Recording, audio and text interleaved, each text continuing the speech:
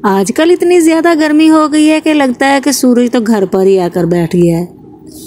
तो इतनी ज़्यादा गर्मी से बचने के लिए नई नई चीज़ें ट्राई करें, नई नई चीज़ें बनाया करें। कच्चे आम का शरबत मैं आपको बनाना सिखा रही हूँ, जो कि बहुत ही रिफ़्रेशिंग होता है और बहुत ही मज़ेदार और गर्मी का बेहतरीन तोड़। तो इसके लिए हमें कच्चा आम चाहिए होगा। 2 गिलास के लिए कच्चा आम काफ़ी है। आप इसके हिसाब से कम ज़्यादा कर सकते हैं अपने ग्लासेस के हिसाब से। कच्चे आम को हमने छीलकर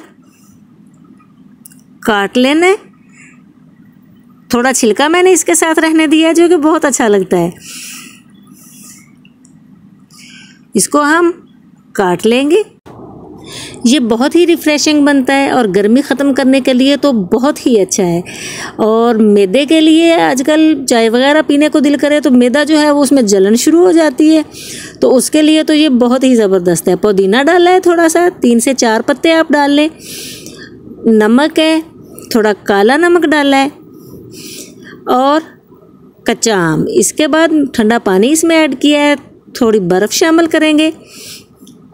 चीनी हम इसे थोड़ा सा ग्राइंड करने के बाद शामिल करेंगे, ताकि पहले ये अच्छे से आम और पुदीना जो है वो ग्राइंड हो जाए। आम और पुदीना ग्राइंड करके उसमें चीनी इसका अपने हिसाब से शामिल करेंगे। बर्फ़ डाल के अपना ये शरबत डाल के, मैंने थोड़ा सा इसमें फूड कलर का इस्तेमाल किया है ताकि ये बहुत खूबसूरत भी लगे, सर्विंग में बहुत अच्छा भी लगे।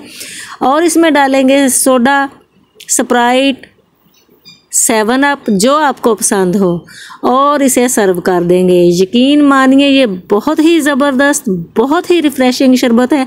ज़रूर ट्राई कीजिएगा।